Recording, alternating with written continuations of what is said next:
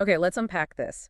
Could CERN have actually stumbled upon a completely new form of matter? It's like the question buzzing around the physics world. It really is. Yeah, the reports you flagged, they're centered on some, well, pretty remarkable findings from the CMS collaboration at CERN. CMS, right? One of the big experiments there. Exactly. And their recent analysis, specifically looking at top quarks, has turned up something really quite unexpected. Okay, so for this deep dive then, our mission seems pretty clear. We need to get our heads around this potential game changer. We're talking toponium, is that right? Sounds exotic. That's the name being floated, yes. Toponium. So what is it? Why is finding it, or potentially finding it, such a surprise? And I guess, what does it mean for, physics if it's real? Right. Well, the core of it is this observation from the CMS researchers. They were digging through data from the LHC runs between 2016 and 2018. Okay. Standard procedure, looking through the collision debris. Pretty much. Their initial goal actually was hunting for new kinds of Higgs bosons.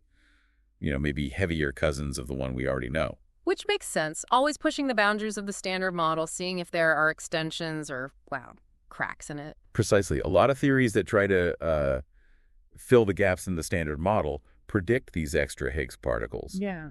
And the top quark, well, it's the heaviest particle we know, so it's expected to interact strongly with them. So you look for things Higgs bosons might decay into. Exactly. And top quark-antiquark pairs, we call them T-bar pairs, are a really prime decay channel to look for. Okay, so they're searching the data, looking for these T-bar pairs, maybe from a new Higgs. Yeah. And then what was the surprise? The surprise, the twist, was finding more T-bar pairs than the standard model actually predicts should be there. More than expected. Okay, that's always interesting in particle physics. But what made it really intriguing was the specific energy. This surplus, this excess, popped up right at the minimum energy needed to create a top quark and an anti-top quark pair in the first place. The energy threshold. Wait, hang on. Right at the minimum energy, not like in some super high energy collision. No, exactly at the threshold. Just enough energy to make them, and boom, there were more than expected. Huh, that feels weird. So these top quarks, remind us they're the really massive ones, right? And super short-lived. Spot on. Absolute heavyweights, about 184 times a proton's mass. And their lifespan is just mind-bogglingly short. They decay almost instantly. So studying them must be tricky. You can't really see them directly for long. Right. We mostly study what they decay into, but crucially, measuring how often they're produced, the production rate or the cross-section, that's a fundamental test of the standard model. And if the measurement doesn't match the prediction? Then it could be a hint. A signpost pointing towards, well, new physics. Maybe those extra Higgs bosons, or perhaps something else. Which brings us back to toponium. You're saying this excess is the something else. What is it, like a team-up? That's the hypothesis, essentially. Yeah. Toponium is theorized to be a very, very short-lived bound state. A top quark and a top antiquark briefly sticking together. Like a tiny, unstable atom, but with quarks, held by the strong force. Kind of, yeah. An extremely unstable partnership. Okay, a fleeting dance. But I thought observing that was considered almost impossible at the LHC. Because they decay so fast. That was the main hurdle, yes. The top quark's lifetime is incredibly short. It decays in something like the time it takes light to travel 0.1 femtometers. That's tiny, possibly even smaller than the expected size of the toponium state itself. So it falls apart before it can even properly form. That was the general thinking. It wouldn't have time to bind and then be detected. However, quantum chromodynamics, QCD, the theory of the strong force. This super blue theory. Right, it actually predicts there could be enhancements, these kinds of fleeting connections right at that energy threshold. Ah. Okay, so the excess showing up right there at the minimum energy needed, that fits the profile for this predicted but hard to see toponium. Exactly. It makes the toponium hypothesis suddenly quite compelling. The energy is the key clue here. Did they quantify this excess, put a number on it? They did. The CMS team calculated a cross-section, the production rate, assuming a simplified toponium production model. They got 8.8 picobarns with about a 15% uncertainty. Okay, 8.8 picobarns. And the big news was that this result hit the 5 sigma level. That sounds important. Why is 5 sigma the magic number? It really is the gold standard in particle physics for claiming an observation or even a discovery. Think of it like this. 5 sigma means the probability of seeing this excess purely by random chance, just a statistical fluke in the data, is less than 1 in 3.5 million. Wow. Okay, so not impossible to fluke, but extremely unlikely. Vanishingly unlikely. It strongly suggests you're seeing a real physical effect, not just noise. That's pretty convincing. Now, the reports also mention this fits into the quarkonium family. What's that? Like a family reunion for quarks? Ah, sort of. Quarkonium is just a general name for these unstable bound states made of a heavy quark and its own antiquark. So like toponium, but with other quarks. Exactly. We already know about charmonium. That's a charm quark and an anticharm quark. Big discovery back in 1974. And bottomonium, a bottom quark and antibottom, found in 77. Got it. Charmonium, bottomonium, and now potentially toponium. Are they all similar? They are in concept. We've studied the first two quite a bit. Charmonium is about 0.6 femtometers across.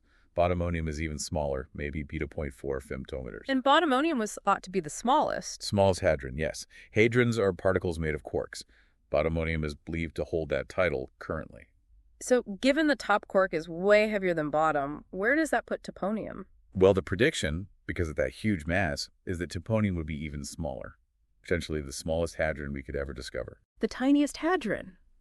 Wow, so discovering it would sort of complete the set. It would. It would fill that gap in the heavy quarkonium picture. We'd have one for charm, one for bottom, and one for top. A very neat puzzle piece. Very elegant. But there was also something mentioned about its decay being unique, different from the others. Yes, that's another really interesting aspect. Charmonium and bottomonium usually decay when the quark and antiquark annihilate each other. Matter meets antimatter, poof, energy and other particles. Okay, mutual destruction. Right. But with toponium, because the top quark itself decays so incredibly fast, remember, faster than light crosses its potential size, its decay probably isn't driven by annihilation. So what drives it? It's likely triggered by the decay of one of the constituents. The top quark or the anti-top quark just disintegrates on its own, almost instantly, and that breaks the whole fragile state apart. Huh. So instead of annihilating each other, one partner just vanishes and the whole thing collapses. That seems to be the picture, yes. A fundamentally different way for this kind of state to end. That's fascinating, and it explains why it's been so hard to even think about finding it. Absolutely. It's a key part of the challenge. Okay, so we've got this strong 5 sigma evidence from CMS pointing to this tiny, weirdly decaying particle right at the energy threshold. What's next? Is it discovery, confirmed, pack up, go home? Not quite yet. 5 sigma from one experiment is fantastic, a huge step. But in physics, especially for something this significant, you really need independent confirmation. So the other big experiment, ATLS, needs to see it too. Ideally, yes. CMS and ATLS are now working together, comparing notes, scrutinizing the effect in their own data sets.